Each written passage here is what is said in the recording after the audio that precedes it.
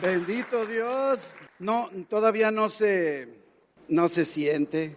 Abra su Biblia en el Nuevo Testamento, en la carta que Pablo escribe a los Efesios, en el capítulo 2. Efesios capítulo 2. Y vamos leyendo los primeros 10 versículos nada más, ¿sí? Dice entonces Efesios 2, versículos 1 en adelante, dice: y Él, hablando de Dios, os dio vida a vosotros, a ti y a mí, cuando estabais muertos en vuestros delitos y pecados, en los cuales anduvisteis en otro tiempo, siguiendo la corriente de este mundo, conforme al príncipe de la potestad del aire, el espíritu que ahora opera en los hijos de desobediencia, entre los cuales también todos nosotros vivimos en otro tiempo en los deseos de nuestra carne, haciendo la voluntad de la carne y de los pensamientos, y éramos por naturaleza hijos de ira, lo mismo que los demás. Pero Dios, que es rico en misericordia, por su gran amor con que nos amó, aun estando nosotros muertos en pecados, nos dio vida.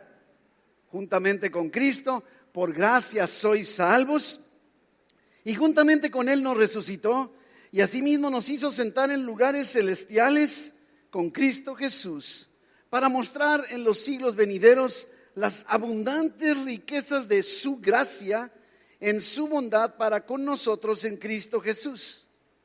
Porque por gracia sois salvos por medio de la fe, y esto no de vosotros, pues es don de Dios. No por obras para que nadie se gloríe, porque somos hechura suya, creados en Cristo Jesús para buenas obras, las cuales Dios preparó de antemano para que anduviésemos en ellas. Oh Padre bendito, sabemos que tu palabra está viva, es eficaz. No necesitamos avivarla nosotros. Queremos ser usados por ti, Padre, para exponer tu palabra que está viva y tiene poder, para transformar nuestras vidas y traernos el consuelo y la ayuda que necesitamos, Padre, y que al final de todo tu nombre y solo tu nombre sea glorificado. Amén, amén. Puede tomar su lugar. Como usted bien sabe, en el mes de septiembre, que empezó el domingo pasado, iniciamos una nueva serie que está basada en el libro o la carta a los Efesios. Y precisamente el domingo pasado iniciamos con la primera entrega, el primer tema de esta serie. Y entramos el día de hoy a la segunda. Y he titulado este tema, el sermón de hoy, Contracultura. Contracultura. Y buscando en el diccionario común y corriente la definición de contracultura, dice que es un movimiento social y cultural que está caracterizado por la oposición a los valores culturales e ideológicos establecidos en la sociedad. Y estoy seguro, mis hermanos, que como cristianos vivimos constantemente retados a vivir en contra de lo que dicta nuestra cultura. La Biblia nos deja bien claro, nos dice con toda claridad que cuando venimos a este mundo, cuando nacemos, cuando empieza nuestra existencia, somos pecadores, así nacemos. Vivimos entonces separados de Dios. Es más, no nada más separados de Dios, sino enemistados con Dios. Esto es bíblico, no es mi opinión, ¿verdad? Y entonces por lo mismo pasamos muchos años de nuestra existencia aprendiendo y siguiendo las formas de este mundo, de esta cultura. Se nos imprime una cultura, lo que hace la gente, lo que hace un mexicano, lo que hace un joven, lo que hace una mujer, lo que hace la cultura. Y toda esta instrucción que recibimos, ya sea instruida o aprendida por lo que vemos o escuchamos, proviene del mundo, que por cierto es un mundo gobernado por el diablo. Así nos dice este pasaje. No estoy, insisto, tomando mis opiniones, estoy dándole una breve acomodo a todo lo que acabamos de leer, que ahorita lo vamos a revisar. Y entonces cuando nacemos de nuevo, cuando damos ese paso decisivo de decir, yo pongo toda mi vida, entrego mi vida a Jesús, lo reconozco como mi Señor, como mi Salvador, ven a mi corazón, Dios, gobiérname, dirígeme. Entonces sabemos que la Biblia nos dice, eso es nacer de nuevo. Nuestro espíritu nace y ahora tenemos el Espíritu Santo en nosotros que se comunica con el Espíritu de Dios. Y entonces ya no es lo mismo. Empezamos entonces a ser retados porque el estilo de vida que Dios requiere de nosotros choca con el estilo del mundo, contracultura, va en contra, ¿sí? Y esto ha sido una realidad en toda la historia de la humanidad, no es algo nuevo, no es algo nada más de unos cuantos. Y entonces como cristianos vivimos así, enfrentando la contracultura. Somos atacados, somos criticados. Tú eres aleluya, ¿verdad? Tú eres de los que van ahí a la iglesia, ¿verdad? Sí, ustedes son los que no pueden bailar, ni tomar, ni fumar, ni reír, ni gozar, ni hacer nada, ¿verdad? Sino todo lo contrario. La cultura. Y entonces en el momento que somos cristianos empezamos a ir contra cultura. Y acabamos de leer en este capítulo 2, volvemos a tomar los primeros 3 versículos, dice que Él nos dio vida a nosotros. ¿Cuándo? Cuando estábamos muertos en nuestros delitos y pecados. Y podrías decirme, no, pero es que yo no estaba pecando. Mi hermano, así naciste. Tú y yo nacemos, venimos a este mundo muertos en nuestros delitos y pecados. Y Dios nos dio vida aun y cuando estábamos muertos. Dice, en esos delitos y pecados, dice, en los cuales anduvisteis. No te hagas, en pocas palabras, no te hagas. Dile a la persona que tienes a un lado, no te hagas. Anduvisteis en otro tiempo. Ahora dile, pero ya no. Dile, ya no. Por fe, aunque sea entre paréntesis, ¿verdad? Siguiendo, mira cómo eras antes, la corriente de este mundo, la cultura, ¿sí? Seguías eso, ahora vamos contra cultura. Conforme al príncipe de la potestad del aire, el espíritu que ahora opera en los hijos de desobediencia. Sí, o sea, se fija, del diablo, entre los cuales también todos nosotros vivimos en otro tiempo. Otra vez dile, no te hagas. Dile, tú descárate ahorita, aprovéchate. Dile a tu esposa, no te hagas. Sí. Vivimos en otro tiempo, en los deseos de nuestra carne. Ahora contéstale, lo que no fue en tu año, no fue en tu daño, dile.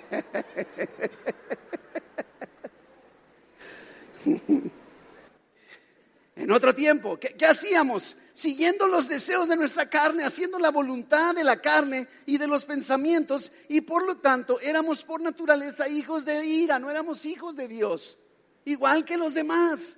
Pero tú y yo ya no somos de los demás. Tenemos a Cristo en nuestro corazón, ahora somos hijos de Dios, no somos hijos de ira.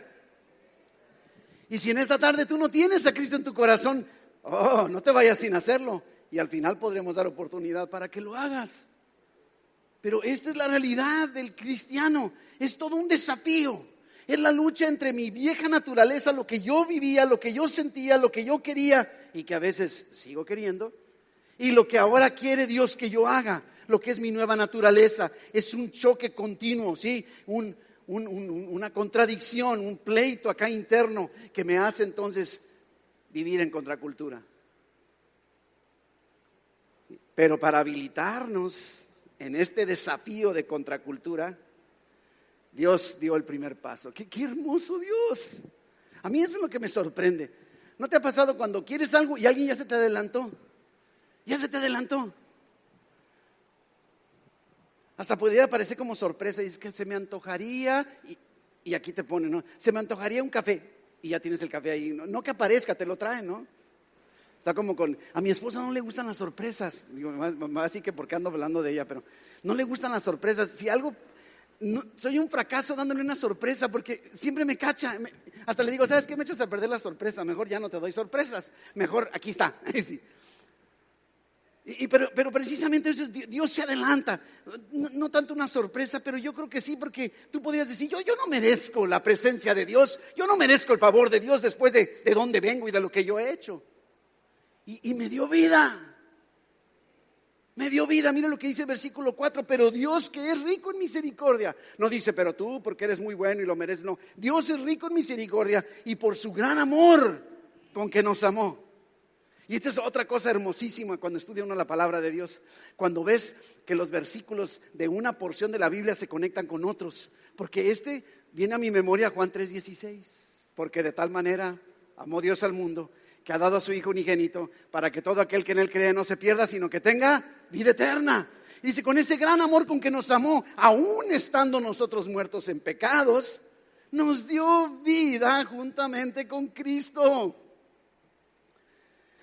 Por cierto, parece que dice, por gracia sois salvos. Y juntamente con él, con Jesús, nos resucitó. Y asimismo nos hizo sentar en los lugares celestiales con Cristo Jesús, para mostrar en los siglos venideros, o sea, hoy y hacia adelante también, las abundantes riquezas ¿de qué? De su gracia, en su bondad para con nosotros en Cristo Jesús. Aquí Pablo está introduciendo la palabra gracia, una palabra controversial, de mucha discusión, de mucha confusión. Por gracia somos salvos. Por gracia dice.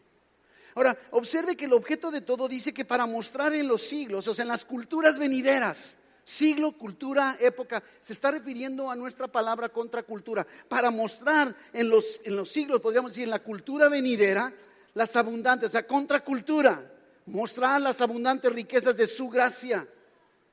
Y entonces el problema radica en que como cristiano, yo vengo a Cristo, soy salvo, recibo la salvación y luego no estoy demostrando ninguna abundancia de ninguna riqueza, que sí existe, pero no la estoy mostrando en mi cultura. No vivo contra cultura, voy a favor de la cultura, a favor de la corriente. Lo que me gusta del el lema o el título que han adoptado nuestros jóvenes 18 más aquí en la iglesia, contra marea. Contra marea, van dispuestos a hacer lo que sea contra marea y debemos tomar el ejemplo precisamente de ellos. Pero sigamos leyendo el versículo 8, Efesios 2:8, dice, porque por gracia sois salvos por medio de la fe, y esto no de vosotros, pues es don de Dios, no por obras, para que nadie se gloríe. Dile a la persona que tienes a un lado, no te gloríes, no es por ti. Porque, versículo 10, somos hechura suya, creados en Cristo Jesús, miren nomás qué hermoso, para buenas obras, las cuales Dios preparó de antemano para que anduviésemos en ellas. Mi hermano, fuimos creados para vivir en esta cultura, contracultura, para vivir vidas extraordinarias que muestren la grandeza de las riquezas de la gracia de Dios. ¿Y cómo lo hace Dios? Preparó obras de antemano, antes que nacieras. Dijo, Miguel, esto es lo que yo voy a querer que tú hagas. Y tú esto, y tú esto. Imagínate entonces, para vivir vidas extraordinarias. No podemos darnos el lujo de seguir viviendo así, pues, a ver qué va a suceder el día de hoy, pues no sé. Pues voy a la iglesia, pues sí, a ver qué. No, mi hermano, Dios preparó de antemano buenas obras para cada uno de nosotros, para que anduviésemos en ellas. Nos vuelve a repetir que es por gracia y que podemos activar esa gracia mediante la fe. Mediante la fe. Necesitamos creer lo que Dios dice de nosotros, lo que Dios dice que debe ser. Y entonces podemos vivir vidas extraordinarias, viviendo obras buenas que Dios preparó de antemano. ¿No te parece que lo que Dios preparó para ti es extraordinario? Si lo preparó antes de que nacieras. Oiga, esto está como, oye Dios, te tomaste el tiempo para, no sé, me lo imagino en un libro. A ver, este es el libro de la vida de Enrique. debe hacer esto y así. Y imagínate cuando llegue al cielo y que diga, hijito, pues te brincaste como 4, 5, 20, 30 renglones. Qué triste. Pero Dios preparó, ¿verdad?, para que tú y yo vivamos esas vidas extraordinarias. Pero la verdad es que habiendo recibido la salvación, no estamos viviendo como hijos de Dios. Esto es lo que Dios quiere movernos en esta mañana, en esta tarde. Mire, ¿se acuerda ahí en el Evangelio de Juan, en el capítulo 5, cuando Jesús sana al paralítico que estaba ahí en Betesda? ¿Recuerda? Y si no, en casa leas el capítulo 5, increíble. Y este hombre llevaba 38 años ahí paralítico, nadie lo pelaba, no alcanzaba. Vino Jesús y le dijo, toma tu lecho, levántate, toma tu lecho y anda, y fue sanado. Pero luego más adelante nos dice Juan 5:14, se lo encuentra Jesús en el camino, ya sanado. Yo me lo imagino, a lo mejor hasta brincando, no sé cuánto tiempo habrá pasado, pero Jesús se vuelve a encontrar al ex paralítico. Y entonces le dice, ¿sabes qué? Mira, ex paralítico, has sido sanado, ya te salvé. Dice, no peques más para que no te venga alguna cosa peor. ¿Te das cuenta? Qué increíble, tenemos que darnos cuenta. Lo sanó, lo salvó, pero no para que se quedara ahí nada más, sino, ¿sabes qué? Ahora busca vivir la vida contra cultura. Y luego, si nos vamos al capítulo 8 de Juan, encontramos un caso similar. Encontramos una mujer que fue sorprendida en el acto mismo del adulterio, dice Juan 8. Y entonces los líderes religiosos, y que conste que Jesús estaba en el templo, ¿se puede imaginar el panorama? Que de repente aquí entraran 2 que 3 religiosos y dijeran, pastor, aquí traemos esta vieja que se acostó. Es el equivalente. Vamos apedreándola, porque así dice la ley. Y Jesús escribiendo, todos nos hemos, no sé, quedado, ¿qué habrá estado escribiendo Jesús? No sé, todos hacemos conjeturas, pero nadie, no dice la Biblia, por algo no lo dice. Y entonces dice ahí en el versículo 10 que, ¿se acuerda cuando se para Jesús y dice, el que esté libre de toda culpa arroje la primera piedra? Y se fueron yendo todos, nos dice el pasaje. Y en el versículo 10 dice que se levanta Jesús, no vio a nadie, solo a la mujer, y le dijo, ¿dónde están los que te acusan o acusaban? ¿Ninguno te condenó? Y ella dijo, ninguno, Señor. Entonces Jesús le dijo, ni yo te condeno, vete. Y luego, no peques más. Mi hermano, nuestra vida diaria, nuestro plan, el propósito de Dios en nuestras vidas no termina cuando recibimos a Cristo y nos da la salvación. Esta mujer recibió el perdón, recibió la restauración, recibió la justificación. Jesús dice, yo tampoco te condeno, vete, pero ahora vete y no sigas igual. Dios espera esto en nosotros, al igual que con estos personajes. Hay una gran diferencia entre la salvación y justificación y la santificación. Y muchos como cristianos nos quedamos en la primera fase. Soy salvo por la fe, salvo por gracia, no por obras para que nadie se gloríe. Salvo, solo en Jesús, pura fe, solo fe, proclamamos verdaderamente, y es cierto, es bíblico. Sí, pero el día de hoy Dios quiere un paso adelante, no solo la salvación, sino tu santificación. Una vez salvos, ¿ahora qué? Inclusive recuerdan que hemos estudiado en otros momentos la gran diferencia que existe entre vivir bajo la ley y vivir bajo la gracia. Vivir bajo la ley representa o consiste en esto: si me porto mal, si desobedezco, voy a sufrir, seré castigado. Vivir bajo la gracia es porque no fui castigado, porque fui bendecido, entonces obedezco. ¿Se fija la gran diferencia?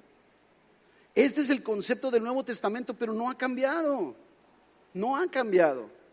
Los parámetros, Dios no puede decir, no, pues fíjate que lo que eran los 10 mandamientos, no, ya cambié de opinión. La Biblia nos dice que Dios no cambia, ¿verdad? Así es que estoy convencido de que nuestro fracaso, mis hermanos, en la vida cristiana, en nuestro diario vivir, es porque hemos malentendido lo que en realidad significa la gracia, en su significado completo. Esto es lo que le sucedió a los cristianos en la iglesia de Corinto. Ahí en segunda de Corintios, en el capítulo 6, versículo 1, precisamente Pablo está diciéndoles, dice, así pues nosotros, como colaboradores suyos, os exhortamos. ¿A qué exhorta Pablo? A que no recibáis en vano la gracia de Dios. No recibas en vano. Pensemos esto, ellos eran cristianos. Está hablándoles a cristianos. Ellos se reunían, iban a la iglesia, celebraban la comunión, hasta hablaban en lenguas, de acuerdo a lo que leemos. Y dice, no reciban la gracia de Dios en vano, ¿sí? Y es que estamos expuestos a esto. Y en vano quiere decir también puede ser incompleto. Incompleto. No recibas la gracia de Dios en vano, ¿sí? Y entonces podríamos decirnos, bueno, entonces a final de cuentas, ¿qué es la gracia? ¿Qué es gracia? Quiere decir que entonces la gracia es solo para mi salvación, pero me doy cuenta por lo que estoy viendo que no, que la gracia no para, no deja, ¿verdad? Tengo que tener un concepto correcto. Y si preguntamos en general, a lo mejor si yo te pidiera que escribieras el significado de la gracia, me pondrías varias definiciones que, como por ejemplo decir, ¿sabes qué? No sé, un favor inmerecido. Y diría, muy bien, sí, cierto, gracias, favor inmerecido. O salvación, sí, cierto. O el perdón de mis pecados, o la vida eterna. Y diría, ¿sabes qué? Muy bien, bendito Dios, todo eso es cierto. Pero creo que ahí nos hemos quedado patinando, ¿sí? Porque aunque esta definición es muy cierta, se queda muy corta del significado verdadero o completo de gracia. Porque solo nos revela que Dios es bueno y que nos bendice sin merecer. Claro que sí, es una gran verdad, pero eso no lo es todo. Es evidente, es claro que recibimos la salvación por gracia y no la merecemos aunque nos portemos bien. Eso es evidente. Pero creo que en esta definición le hace falta algo, como que debemos ir mucho más profundo. Y como bien sabemos, el Nuevo Testamento en su forma original fue escrito en griego. Y entonces es por eso que a veces nos vamos a los diccionarios en griego para tratar de comprender mejor lo que el texto original dice. Y cada vez que aparece gracia, se usa una palabra en griego que es charis. De ahí viene nuestra palabra carismático, carisma. Charis, que es favor, regalo, beneficio. Es lo que significa. Pero, insisto, necesitamos ir más allá. Porque esta definición incompleta, no equivocada, incompleta, nos ha tenido patinando en lo mismo, viviendo vidas frustradas porque no salimos y no abandonamos nuestra vida de pecado. El teólogo John Piper define la gracia de esta forma y fue lo que empezó a despertar en mi mente esta definición, este concepto durante las 2 últimas semanas. Dice, gracia no es simplemente una indulgencia o clemencia cuando hemos pecado. Gracia es el don habilitador de Dios para no pecar. Gracia es poder, no solamente perdón. Miren nada más qué increíble manera. Y seguí buscando y otras definiciones de teólogos, predicadores, pastores dicen, gracia no es solamente el acto divino mediante el cual Dios inicia nuestra vida espiritual, o sea, la salvación, sino también es el mismo poder mediante el cual somos sustentados, alimentados y podemos caminar por esta vida. Gracia es la obra energizadora y santificadora del Espíritu Santo dentro de nosotros. Gracia, dice otro, es la habilidad, la fuerza, el poder, la capacidad de Dios que obra desde nuestro corazón, viene como favor inmerecido, pero nos habilita a hacer y ser todo lo que Dios ha determinado que seamos y hagamos. Inclusive, ¿sabe qué me sorprendió? El diccionario Webster, que no tiene nada de bíblico, nada de religión. Y miren la definición que Webster hace. Gracia es la asistencia divina inmerecida, dada a los hombres para su regeneración y santificación. Mire, Webster lo entiende mejor que nosotros, o mejor que yo. Digo, yo sé que a lo mejor tú ya sabías. Va a decir, pastor, dígame algo nuevo. Ya sea que usemos ese poder, esa habilitación, habilidad, influencia, asistencia. La gracia es mucho más que un favor inmerecido, mucho más que el perdón de pecados. Lo es, y bendito sea el Señor por ello, pero es mucho más. Inclusive Jesucristo mismo relaciona la gracia con poder. Allí en 2 de Corintios, en el capítulo 12, versículo 9, es el pasaje en donde Pablo nos platica que está padeciendo. Dice, un aguijón ha enviado un mensajero para que me abofetee. Y dice, y le he pedido a Dios 3 veces. 3 veces. Pero me dijo.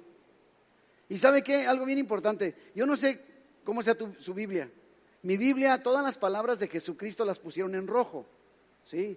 Entonces, cuando veo algo en rojo, los expertos revisaron y determinaron que son palabras que Cristo dijo.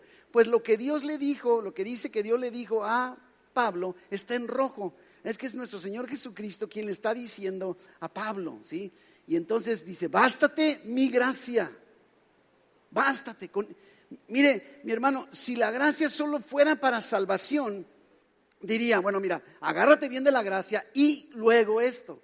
Pero dice, bástate, o sea, para enfrentar ese dolor y ese sufrimiento, para enfrentar lo que estás padeciendo, bástate mi gracia. Dice, porque mi poder se perfecciona en la debilidad. Se fija, Jesucristo está relacionando, está conectando la gracia con poder. Y poder no me refiero a algo equivocado, sino habilidad, a una capacidad, ¿verdad?, de poder hacer algo, ¿sí? Muchos vemos la gracia como una cobertura cuando pecamos. Entonces, ay, gracias por la gracia de Dios, porque aunque ayer me fui de juerga, bendito sea el Señor que llegué el día de hoy. Y después de escuchar el sermón, ahora he sido perdonado. Gracias por su gracia. Y digo, en un sentido habría que juzgar eso, pero ahí muchas veces así vivimos como una cobertura. Recurrimos a Dios cuando hemos pecado buscando su gracia. Pero en realidad cuando hemos pecado lo que necesitamos de Dios no es tanto su gracia, es su misericordia. Misericordia es que no me dé Dios lo que merezco. Y cuando yo peco, merezco castigo. Entonces recurro a su misericordia. Tenemos que comprender esta realidad. No debemos entonces confundir la justificación o la salvación con la santificación. Gracia no es libertad para pecar en ningún momento. Es el poder para vivir una vida en santidad. Miren la gran diferencia. La santidad, claro, es un proceso. Y la gracia es una habilidad que Dios me da inmerecidamente para vivir más allá de lo natural. Y mi hermano, se necesita una habilidad para vivir lo sobrenatural que consiste en las obras que Dios preparó para cada uno de nosotros de antemano. No la puedes vivir en tus propios esfuerzos. Necesitas esa habilidad, ese poder de Dios, ¿sí? Y podemos entonces a través de la gracia vivir más allá de nuestra habilidad natural. Y entonces es por eso que la gente podrá decir, oye, ¿y cómo le haces? ¿Cómo le haces? Dime cómo le haces para vivir así o para aguantar esto otro. Vivir en lo sobrenatural, en lo extraordinario, eso no es de nuestra cultura, es contracultura. Y somos llamados a vivir en contracultura.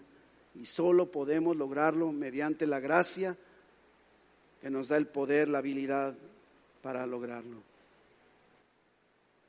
Y entonces con esto que le platico, que empecé a ver, me di a la tarea de seguir investigando y me fui más profundo, porque estaba yo viendo en el diccionario del griego al español, el griego bíblico, una versión muy resumida. Entonces me fui a la versión completa y me di cuenta que la misma traducción de la palabra en el diccionario, precisamente del griego bíblico al español, va más allá de favor inmerecido. Y mire lo que encontré, dice: influencia divina sobre el corazón y su reflejo en la vida. Oiga, esto es increíble. Gracia no solo me da la salvación, sino precisamente influye, ¿verdad?, de Dios sobre mi corazón para que yo pueda mostrar hacia afuera contracultura. ¿Lo logra ver? ¡Qué increíble! Es como una reflexión externa de la gracia que hay en nuestro corazón adentro. Se muestra. Gracia, entonces, es una habilidad, una capacidad inmerecida de Dios, sí, que nos da la habilidad de ir más allá de nuestra propia habilidad natural. ¡Qué increíble! Increíble. No nada más necesitaste la gracia para ser salvo, necesitas la gracia para vivir en santidad. Fundamental. Dios no nos salvó solamente para evitar nuestra muerte. Dios no nos salvó solamente para que estemos viviendo ahí o que para que acabemos toda nuestra vida eterna en el cielo con Él. Ese no es el único propósito. Nos salvó para cumplir su propósito en cada uno de nosotros. Por eso preparó de antemano obras buenas que anduviésemos en ella, para que tú y yo seamos ciudadanos productivos en su reino. Que este es otro concepto increíble de los Efesios. Nuestra ciudadanía está en los cielos, ¿verdad? Éramos ciudadanos del reino de las tinieblas, pero ahora nuestra lealtad ha cambiado. Tenemos un nuevo rey y le debemos obediencia a ese nuevo rey que es Dios. Debemos dejar nuestras formas pecaminosas del reino de las tinieblas y vivir de una forma que agrade a Dios. Eso es contracultura. Eso es contracultura. Y la gracia nos da la habilidad para lograrlo. Ya tienes la habilidad. Ya te la dio. No se vale que digas: no, pues es que he estado luchando tanto tiempo, pero no puedo. No, sí puedes, te dio la habilidad para hacerlo.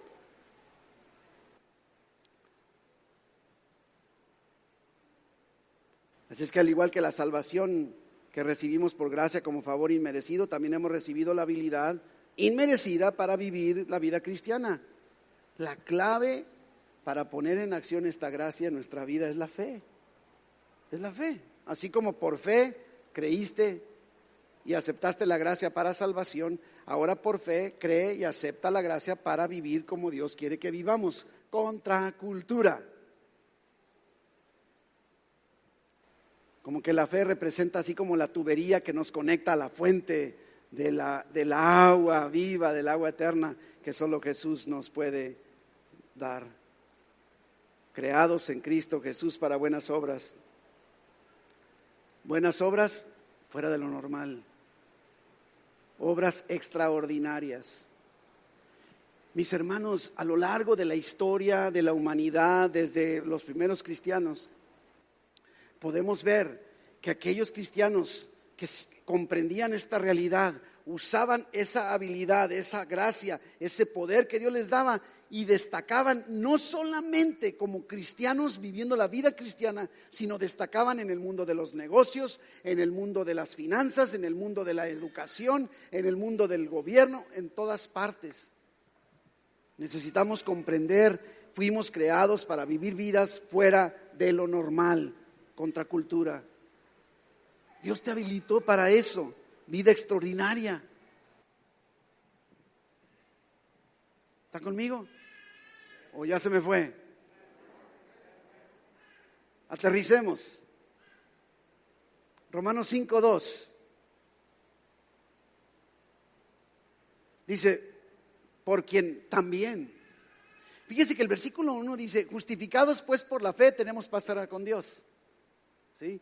Pero el versículo 2 dice: por quien también. Se fija, no solo justificación, no solo salvación, también tenemos entrada por la fe a esta gracia. ¿Lo logra ver? En la cual estamos firmes y nos gloriamos en la esperanza de la gloria de Dios. Nos ha dado esa habilidad sobrenatural inmerecida, contracultura. Tú y yo así debemos vernos, contracultura. Para bien, no para mal, lógicamente. La única forma de poder hacer esas buenas obras es mediante la habilitación de la gracia. Ahora, necesitamos comprender entonces que ya se nos ha sido dada la habilidad o el poder para lograrlo, pero el segundo paso que creo que tenemos que dar es dejar de estar esperando que Dios dé el paso que nos toca a nosotros dar. O dejar de estar culpando a Dios. Mire, 2 de Corintios en el capítulo 7, versículo 1. 2 de Corintios 7:1 dice: así que, amados, puesto que tenemos tales promesas, limpiémonos de toda contaminación de carne y de espíritu, perfeccionando la santidad en el temor de Dios. Limpiémonos, no dice déjate limpiar, no dice pídele a Dios que te limpie. Esa fue la primera fase de la gracia. Te justificó, te limpió. O sea, ante Dios la justificación es que en el momento en que recibiste a Cristo, Dios te vio como si nunca hubieses pecado. Eso ya quedó, ahora ya estás ahí, tienes la salvación, tienes la vida eterna, eres hijo de Dios, pero ahora límpiate de toda contaminación. ¿Y de cuánta contaminación? Porque ay, pastor, es que qué tanto es tantito, ¿verdad? Al cabo, bueno, esto sí, pero esto no. Dice toda contaminación de carne y de espíritu, perfeccionando la santidad en el temor de Dios. Toda contaminación por completo. Mis hermanos, somos llamados a vivir vidas extraordinarias en medio de una cultura diferente, contracultura. Contracultura. Así es como somos llamados. En Primera de Pedro, en el capítulo 1, versículo 14, dice: como hijos obedientes, no os conforméis a los deseos que antes teníais. ¿Se fija que es más o menos lo que acaba de decir Pablo en Efesios? Estando en vuestra ignorancia, sino como aquel que os llamó es santo, sed también vosotros santos en toda vuestra manera de vivir. Ahora, podría decir, ay, santidad, santo, pues si solo Dios es santo. Mira, algo que he aprendido, en el Nuevo Testamento Dios nunca me da un mandamiento que yo no pueda cumplir. Y como sabe que no puedo vivir en santidad, me ha habilitado. Me ha dado el poder para hacerlo, me ha dado la gracia. Antes en la ley de Moisés no se podía. Inclusive fue lo que dijo Jesús en un momento dado. Dice, eso lo hizo Moisés por la necedad de todos ustedes. Pero ahora es diferente. Ahora vivimos bajo la gracia. Y vivir bajo la gracia, vivir en santidad, no la podemos hacer si no estamos habilitados. Pero ya necesitamos vivir conscientes de esa habilitación, ¿sí? Y nosotros somos los que debemos purificarnos. ¿Cómo? Por la gracia de Dios. Porque tenemos la gracia de Dios. Tenemos esa habilidad inmerecida dada por Dios para poder lograrlo. Y vivimos, ahora sí, bueno, siempre está uno amenazando que ya vamos a terminar, ¿verdad? Vivimos intentando en nuestras propias fuerzas, pensando que el pecado es más fuerte que nosotros. Cambiamos inclusive un día, dejamos un pecado un día y al día siguiente regresamos a lo mismo.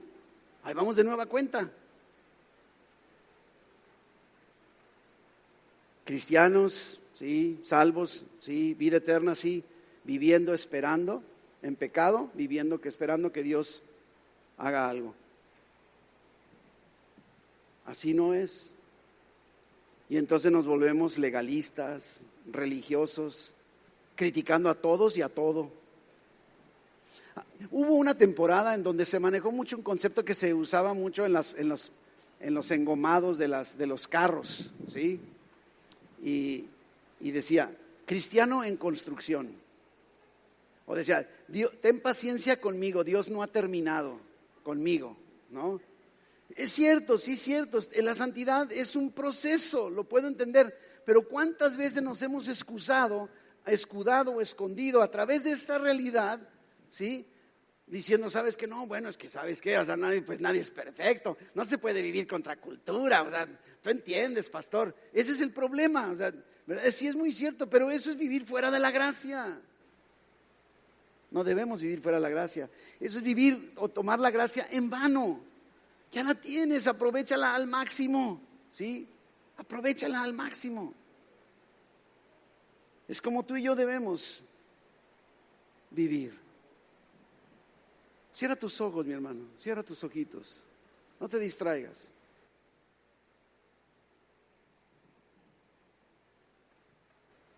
Yo quiero invitarte a que tú y Dios, olvídate de todo lo demás, no tienes que hablar en voz alta, nadie tiene que saber, tú y Dios, solo tú y Dios. Hay algo en tu vida con lo cual has estado luchando por dejar y has venido caminando pensando que no puedes, que esa tentación es más fuerte que ti. Quiero llevarte a esa reflexión, ahí donde estás, no te distraigas. Dios quiere sanar tu corazón ahora.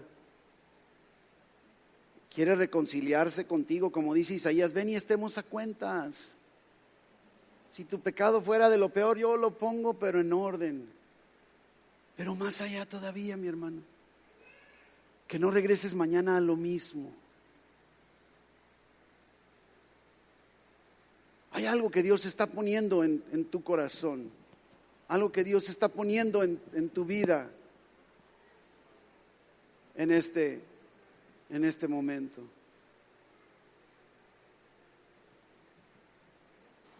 Sí. Sublime gracia del Señor. No te distraigas, mi hermano, ahí platica con Dios. Es tiempo de ponernos a cuentas con la certeza de su perdón, de su salvación, pero sobre todo de la habilidad, de la capacidad, del poder que Dios nos ha dado para salir adelante y dejar esa vida de pecado. Concéntrate en una sola cosa. Dile, Dios, ya no quiero. Muéstrame, Padre Celestial, ese poder, esa habilidad que tú me has dado para vencer esa tentación, para hacer un lado. Oh, cuán precioso fue a mi ser cuando Él me transformó de mi maldad,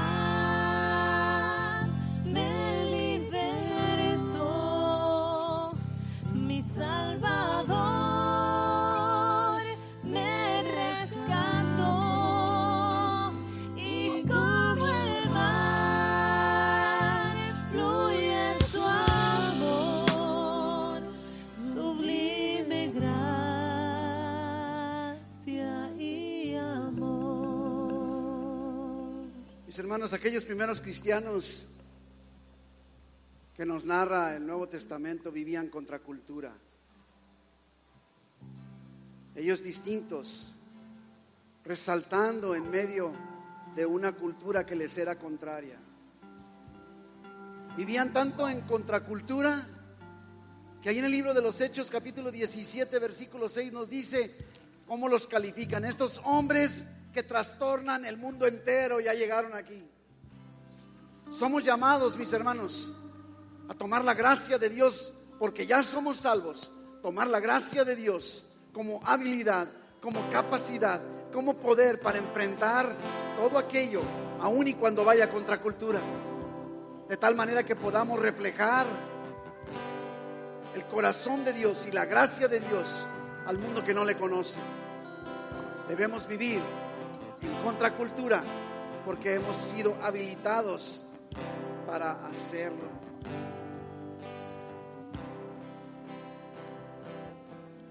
Y cuando en Sión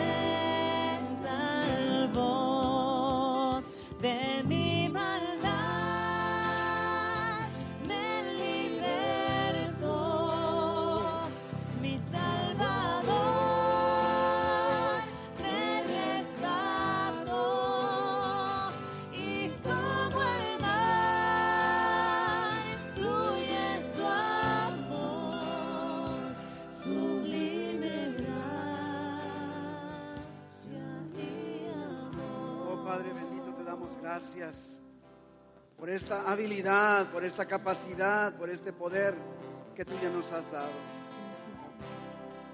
Enséñanos, muéstranos a agarrarnos de ese poder para vivir descontaminándonos, limpiándonos de todo inmundicia, habilitándonos para vivir contra cultura, Señor. Gracias porque sabemos que tú estás en medio de todo. En el nombre de Jesús. Amén.